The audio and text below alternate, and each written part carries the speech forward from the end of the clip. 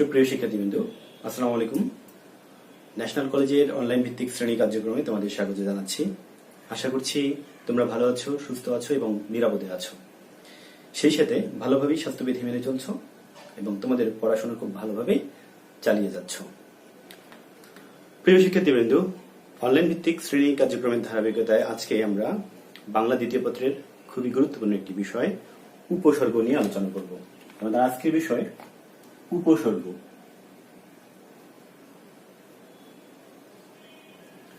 আজকের ক্লাসটি একই সাথে মাধ্যমিক এবং উচ্চ মাধ্যমিক শ্রেণীর শিক্ষার্থীদের জন্য। তো চলো শুরু করা যাক। এই উপসর্গ শব্দটি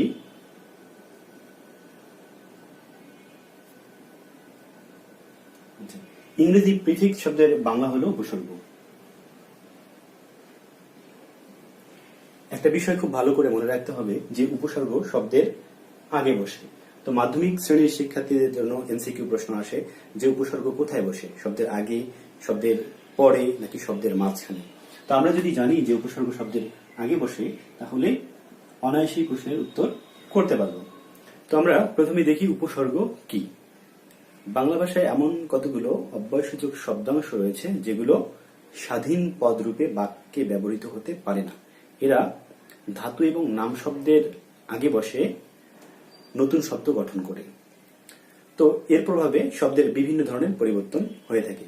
তাহলে আমরা উপসর্গের সংজ্ঞায় লিখতে পারি যেসব বর্ণ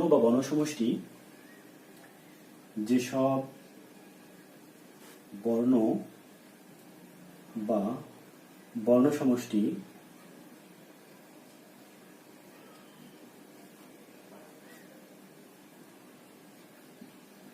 ধাতু বা নাম শব্দের আগে বসে সাধিত শব্দের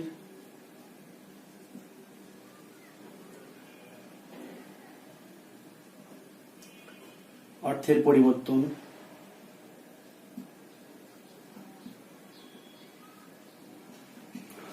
সম্প্রসারণ,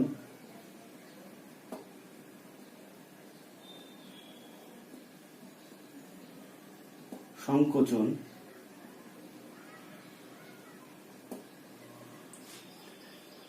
এবং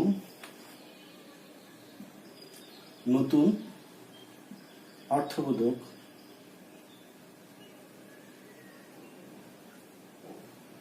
শব্দ তৈরি করে তাদেরকে উপসর্গ বলে।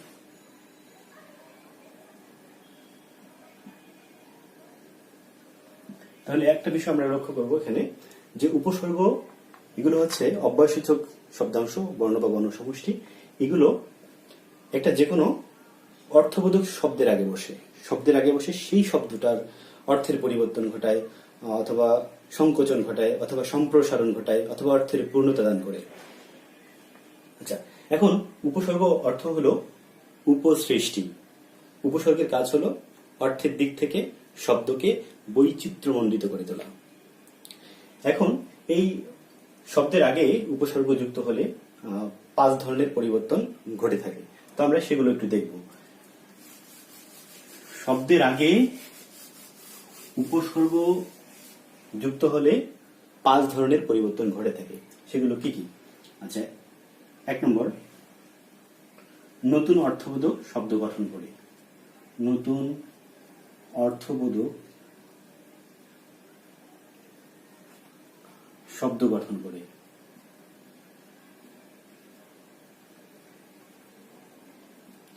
এখন কিভাবে নতুন অর্থবোধক শব্দ গঠন করে, আমরা যদি উদাহরণ দেই কিছু, সেই উদাহরণগুলো দেখলে এটা আরো সহজ হয়ে যাবে। যেমন হার একটা শব্দ, এই শব্দের সঙ্গে যখন আমরা বিভিন্ন উপসর্গ যুক্ত করব, তখন নতুন নতুন অর্থবোধক শব্দ গঠন হবে। যেমন হার শব্দের সঙ্গে যদি আমরা আ যুক্ত করি, তাহলে কি হয়ে যাচ্ছে? আহার হয়ে যাচ্ছে। তাহলে হার আমরা জানি হার হতে পারে গলার হার অথবা পরাজিত হওয়া এই অর্থে হার। তো এখানে এই হার শব্দের সঙ্গে যখন আ উপসর্গ যুক্ত করলাম তখন কিন্তু সেটি আহার হয়ে গেল, অর্থাৎ নতুন একটা শব্দ আমরা পেয়ে গেলাম। তারপরে উপসর্গ যদি যুক্ত করি তাহলে হয়ে গেল উপহার।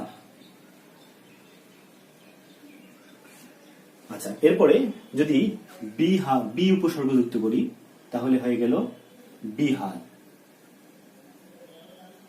আবার যদি এর সঙ্গে পরিযুক্ত করি, উপসর্গ যুক্ত করি তাহলে হচ্ছে পরিহার।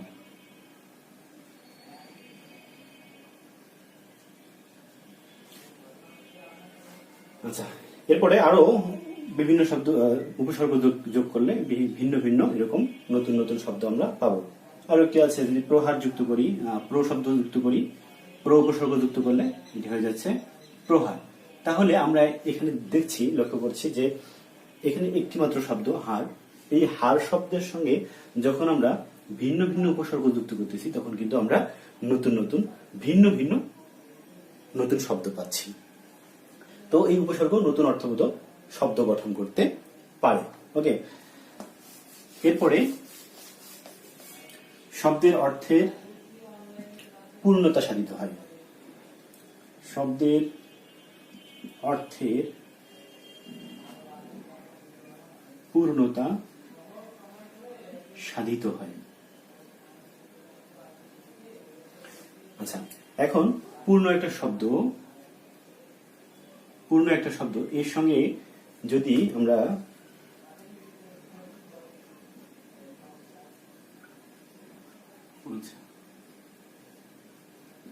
পরি উপসর্গ যুক্ত করি তাহলে শব্দটা হচ্ছে, আমরা একটা শব্দ পাচ্ছি সেটা হচ্ছে পরিপূর্ণ। আচ্ছা, পূর্ণ শব্দটির সামনে যখন পরি উপসর্গ যুক্ত করে আমরা পরিপূর্ণ শব্দটি পেলাম। এর দ্বারা মূলত শব্দের অর্থের পূর্ণতা সাধিত হলো, অর্থাৎ পূর্ণ থেকে পরিপূর্ণ শব্দের অর্থের পূর্ণতা সাধিত হলো। ওকে, এরপরে শব্দের অর্থের সম্প্রসারণ ঘটে। শব্দের অর্থের সম্প্রসারণ ঘটে। আচ্ছা, ওকে, তাপ একটি শব্দ। তাপ, এই তাপ শব্দের সঙ্গে যখন আমরা প্র উপসর্গ যুক্ত করব তাহলে হয়ে যাচ্ছে প্রতাপ। তাহলে প্রতাপ, তাপ শব্দের সঙ্গে যখন আমরা প্র উপসর্গ যুক্ত করছি তখন শব্দটি হয়ে যাচ্ছে প্রতাপ। তো এর মধ্য দিয়ে শব্দটির অর্থের সম্প্রসারণ ঘটল। আচ্ছা, এরপরে শব্দের অর্থের সংকোচন ঘটে। শব্দের অর্থের সংকোচন ঘটে।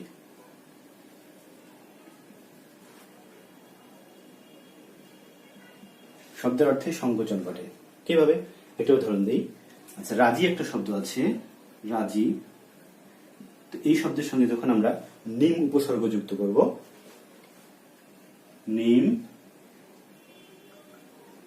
তাহলে শব্দটি হয়ে গেল নিমরাজি, অল্প রাজি। তাহলে এই যে নিমরাজি, এর দ্বারা মূলত শব্দের অর্থটা সংকুচিত হলো, এর সংকোচন ঘটলো। আরেকটি পাই, শব্দের অর্থের পরিবর্তন ঘটে। শব্দের অর্থের পরিবর্তন ঘটে।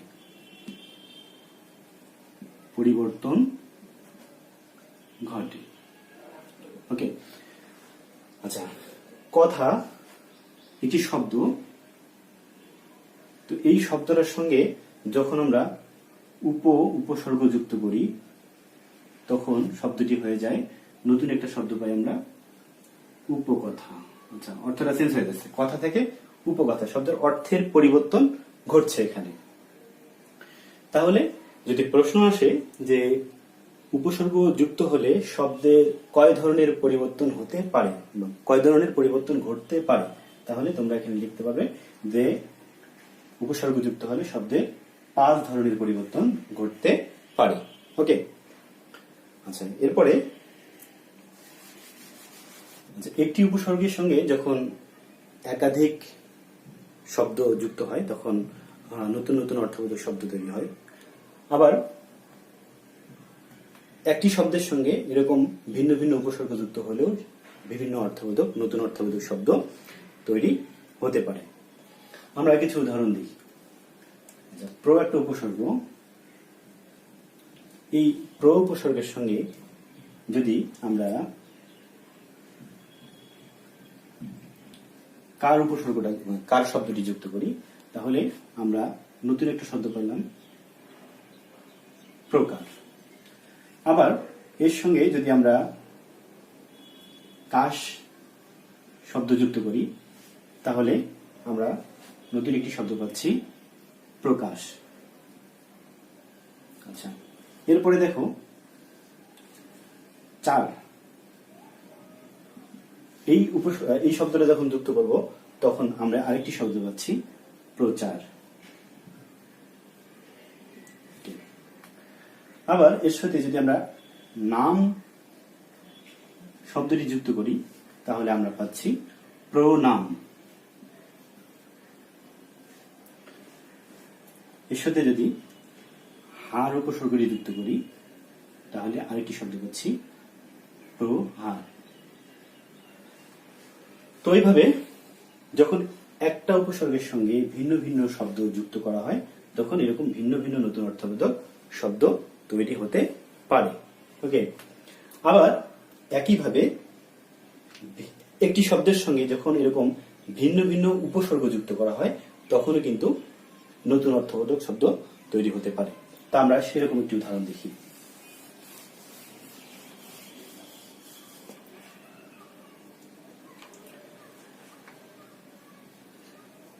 কার একটি শব্দ, এর সঙ্গে যদি আমরা উপসর্গটি যুক্ত করি, উপসর্গে যুক্ত করলে আমরা যে শব্দটি পাই তা হল উপকার। আবার এর সঙ্গে যদি আমরা অধি উপসর্গ যুক্ত করি তাহলে শব্দ পাচ্ছি অধিকার। ওকে, তাহলে উপসর্গ যুক্ত করলে আমরা পাচ্ছি উপকার এবং অধি উপসর্গ যুক্ত করলে আমরা এখানে পাচ্ছি অধিকার। আবার যদি আমরা এর সঙ্গে উপসর্গ যুক্ত করি তাহলে হচ্ছে অপকার।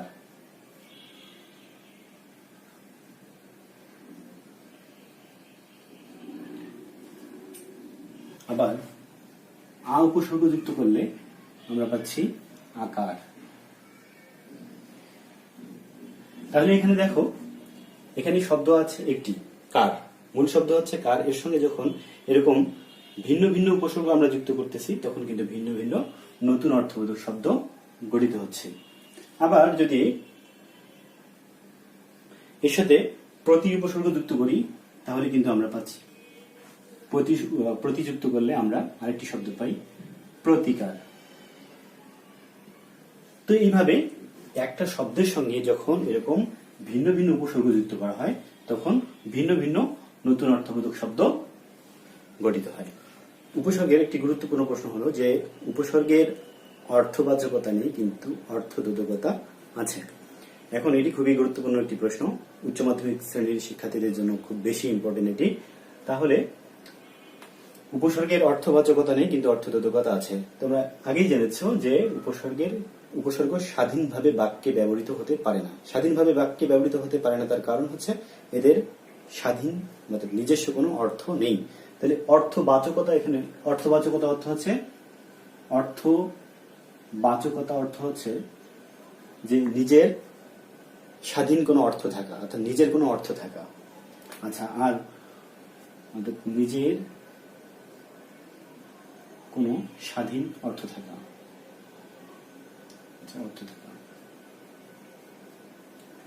আর অর্থবোধকতা হচ্ছে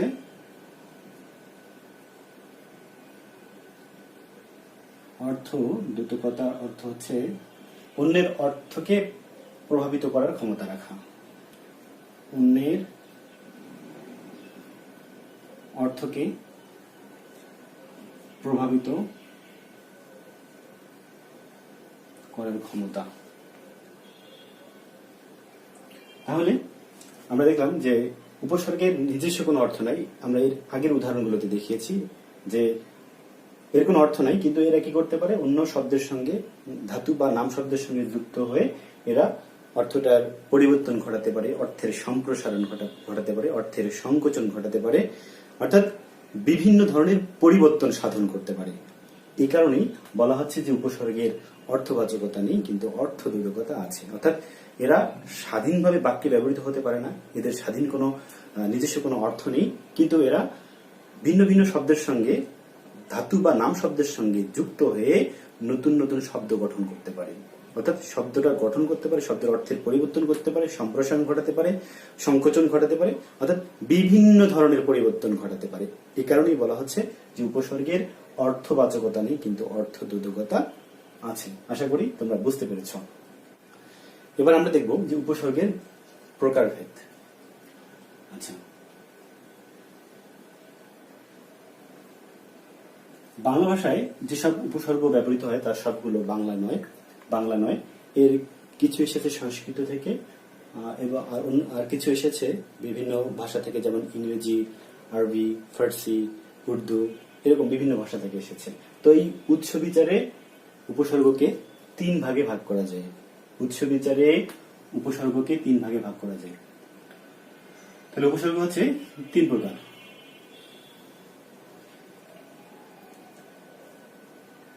একটি হলো বাংলা উপসর্গ,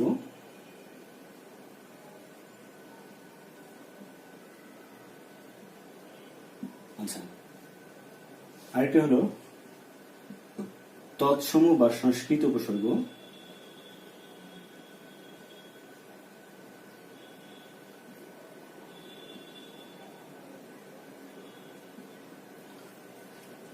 তিন নম্বর বিদেশি উপসর্গ।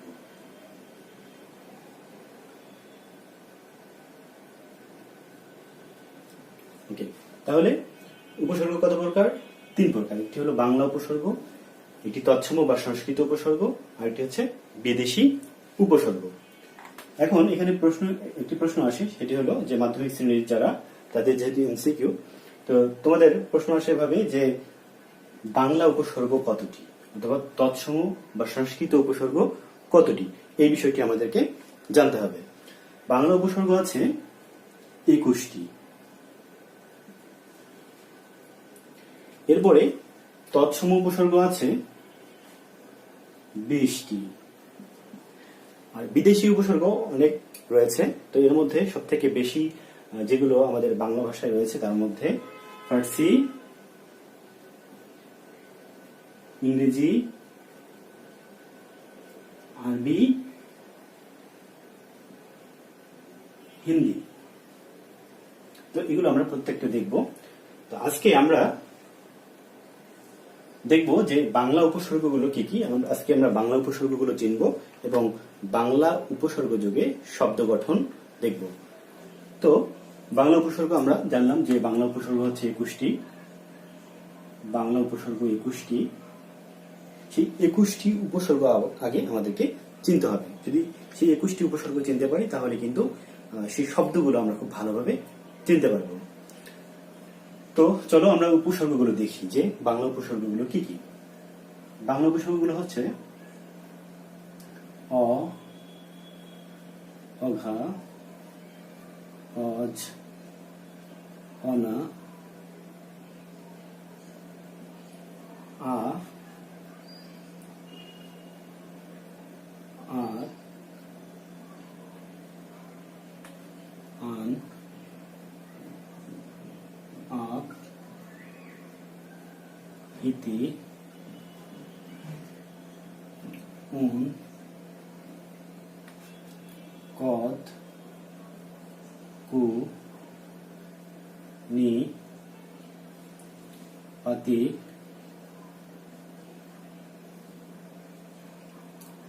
বি,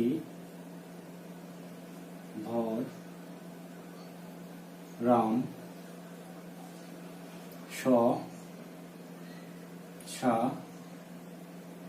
সু হা। তাহলে আমরা পাইলাম অ, অঘা, অজ, অনা, আ আর আন, আপ ইতি, উনকত, কুনি পাতি, বি ভররাম, শসা সুহা। তোমরা এগুলো কবিতার মতো করে, যেমন করে কবিতা মুখস্থ করো, সেই ছন্দে ছন্দে মুখস্থ করার চেষ্টা করবে, মনে রাখার চেষ্টা করবে, তাহলে এগুলো মনে থাকবে। তো তোমরা ভাগ ভাগ করে নিতে পারো এভাবে চারটা চারটা করে, অ, অঘা, অজ, অনা, আ আর আন, আপ ইতি, উনকত, কুনি পাতি, বি ভররাম, শসা সুহা। তোমরা এভাবে মুখস্থ করতে পারো। তো তোমরা যদি ছন্দ দিয়ে যদি মুখস্থ করার চেষ্টা করো, মনে রাখার চেষ্টা করো, তাহলে কিন্তু এগুলো তোমাদের জন্য খুব সহজভাবেই মনে থাকবে। তো এই বাংলা উপসর্গগুলো যদি চিনতে পারো, তাহলে তোমাদের পরীক্ষায় কিন্তু যদি প্রশ্ন আসে এভাবে যে ইতিহাস, ইতিহাস শব্দের ইতি, এটি কোন উপসর্গ? তো যদি এগুলো মনে থাকে যে এগুলো বাংলা উপসর্গ, তাহলে অনায়াসে দেখতে পারবো যে ইতি শব্দটি হচ্ছে একটি বাংলা উপসর্গ। ওকে। আবার অজপাড়াগা, অজপাড়াগা, অজ শব্দ দিয়ে যদি অজপাড়াগা, অজপাড়াগা শব্দটি গঠন করা থাকে, তাহলে যদি প্রশ্ন আসে যে অজপাড়াগা এই শব্দের হচ্ছে অজ কোন উপসর্গজাত শব্দ, তাহলে যদি মনে থাকে যে অজটি হচ্ছে বাংলা উপসর্গ, তাহলে কিন্তু অনায়াসে তোমরা এটা উত্তর করতে পারবে। তাহলে এখন আমরা দেখব যে এই উপসর্গগুলো দিয়ে কিভাবে শব্দ গঠন হয়। তো প্রথমে আমরা দেখি অ, অ উপসর্গ দিয়ে দেখি। আচ্ছা, অজানা, অজানা, অচেনা, অমিল, অমিল, এরপর হচ্ছে অগোছালো, এরকম এই অ দিয়ে, অ উপসর্গ দিয়ে আমরা এরকম আরো অসংখ্য শব্দ গঠন করতে পারি। ওকে। এরপরে আছে অঘা, অঘা দিয়ে দেখি অঘারাম, এরপরে হচ্ছে অঘা চণ্ডী, অঘা চণ্ডী। তাহলে যদি প্রশ্ন আসে এভাবে যে অঘারাম এর অঘা কোন উপসর্গ, বা অঘা চণ্ডীর অঘা কোন উপসর্গ, তাহলে তোমরা অনায়াসে সেটা লিখতে পারবে। ওকে। এরপরে আছে অজ, অজ, অজপাড়াগা, অজপাড়াগা বা অজ পুকুর বা অজমূর্খ ইত্যাদি, অজমূর্খ। ওকে। তাহলে অজ দিয়ে অজপাড়াগা, অজ পুকুর, পুকুর, অজ মূর্খ। এরপরে অনা, অনা দিয়ে অনাবৃষ্টি, অনাবৃষ্টি, অনাচার। ওকে। তাহলে অনা দিয়ে অনাবৃষ্টি এবং অনাচার শব্দ গঠন করা যেতে পারে। এরপর হচ্ছে আ দিয়ে, আ দিয়ে আধোয়া, আলুনি। ওকে, আলুনি। তাহলে আ দিয়ে আধোয়া এবং আলুনি। এছাড়াও আগাছা শব্দ গঠন হতে পারে। তোমাদের প্রশ্ন আসে এভাবে, যারা মাধ্যমিক শ্রেণী রয়েছে তোমাদের প্রশ্ন এভাবে শব্দটি দেওয়া থাকে, বেশি সময় শব্দটি এটা কোন উপসর্গজাত শব্দ এইটি বলতে বলা হয়। ঠিক আছে। তারপরে আছে আর, আর দিয়ে আর চোখে, আর নয়নে। তাহলে আর দিয়ে আর চোখে, আর নয়নে ইত্যাদি শব্দ গঠন করা যায়। এরপর আছে আন, আন হচ্ছে আঙ্কুরা, আঙ্কুরা, আংনানা ইত্যাদি। এরপর আছে আব, আব দিয়ে আবডাল,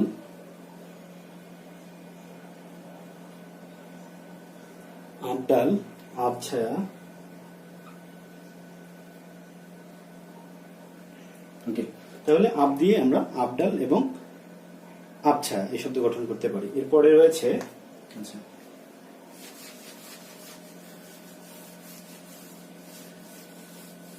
এরপরে রয়েছে ইতি। ইতি দিয়ে ইতিহাস,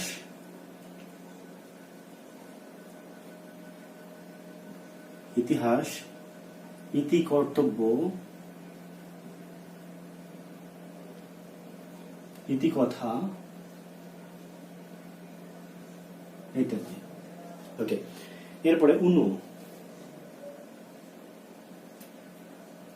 উনু হচ্ছে 19, উনপাজুরি। 19 উনপাজুরে, এটা আমরা উনপাজুরে। ওকে, এরপরে রয়েছে কদ। কদ দিয়ে কদবেল, কদাচার। ওকে, এরপরে আছে কু। কু দিয়ে কুনজর, কুকথা, কুঅভ্যাস। ওকে, এগুলো আমরা গঠন করতে পারি। এরপরে হচ্ছে নি দিয়ে। নি দিয়ে নিখোঁজ, নিখোঁজ, নীলাজ। ওকে, এরপরে পাতি শব্দ দিয়ে, পাতি উপসর্গ দিয়ে পাতি, পাতিহাস,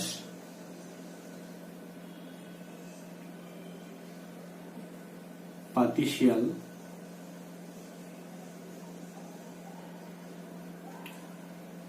পাতি লেবু।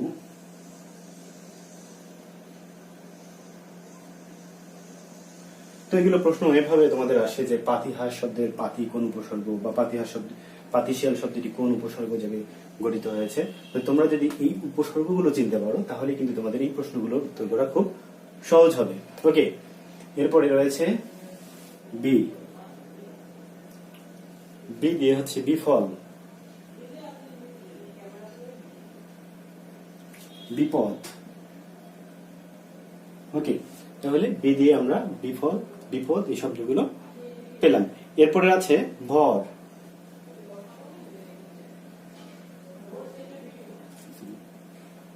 ভর শব্দ, ভর উপসর্গ দিয়ে ভর পেট, ভর দুপুর, ভর সন্ধে। এই আমরা শব্দগুলো গঠন করতে পারি। তাহলে আমাদের এই প্রশ্নগুলোর উত্তর দেওয়া সব থেকে সহজ হবে কখন? যখন আমরা এই উপসর্গগুলো চিনতে পারবো। উপসর্গগুলো চিনতে পারলেই কিন্তু আমাদের এই প্রশ্নগুলোর উত্তর দেওয়া অনেক সহজ হয়ে যাবে। ওকে, এরপরে রয়েছে রাম। রাম দিয়ে রাম ছাগল,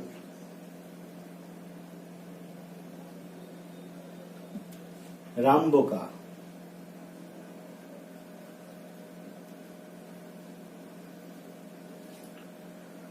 রামদা। ওকে, এরপরে রয়েছে স। স দিয়ে আমরা গঠন করতে পারি সঠিক, সজোরে,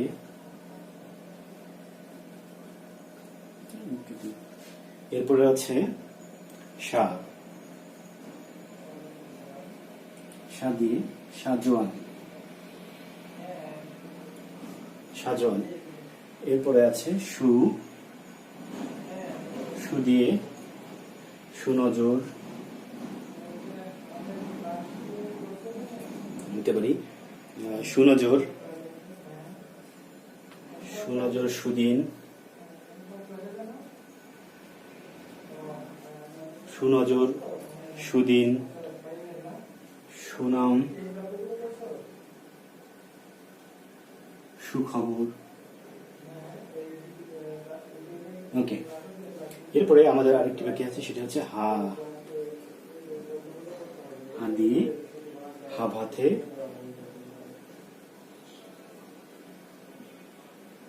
হা ঘরে। হাবাতে এবং হাগরে দ্বারা মূলত অভাব বোঝায়, এখানে হা অভাব অর্থে ব্যবহৃত হয়। তো এইগুলো হচ্ছে বাংলা উপসর্গ যোগে গঠিত শব্দ। একটা বিষয় মনে রাখতে হবে যে বাংলা উপসর্গগুলো সবসময় বাংলা খাঁটি বাংলা শব্দের আগে বসে। বাংলা উপসর্গগুলো খাঁটি বাংলা শব্দের আগে বসে, ঠিক একইভাবে সংস্কৃত উপসর্গগুলো সংস্কৃত শব্দের আগে বসে। তো প্রিয় শিক্ষার্থীরা, তোমরা এই উপসর্গগুলো, বাংলা উপসর্গগুলো আজকে খুব ভালো করে এগুলো আত্মস্থ করো এবং এই বাংলা উপসর্গগুলো যোগে যে শব্দ গঠন করা হলো, এই শব্দগুলো তোমরা একটু ভালো করে খেয়াল করার চেষ্টা করবে। তাহলে এই উপসর্গের এই পর্যন্ত যে প্রশ্নগুলো হবে, অর্থাৎ আমরা এতক্ষণ পড়লাম যে উপসর্গ কি, উপসর্গ শব্দের আগে বসে। তো উপসর্গ হচ্ছে কিছু অব্যয়জাত শব্দাংশ যেগুলো স্বাধীনভাবে বাক্যে ব্যবহৃত হতে পারে না, এগুলো ধাতু বা নাম শব্দের আগে ব্যবহৃত হয়। তো আমরা দেখেছি যে উপসর্গের অর্থবাচকতা নেই, অর্থদ্যোতকতা আছে, এটি আমরা দেখেছি। এবং উপসর্গের প্রকারভেদ দেখেছি। উপসর্গ 3 প্রকার: বাংলা উপসর্গ, সংস্কৃত উপসর্গ এবং বিদেশি উপসর্গ।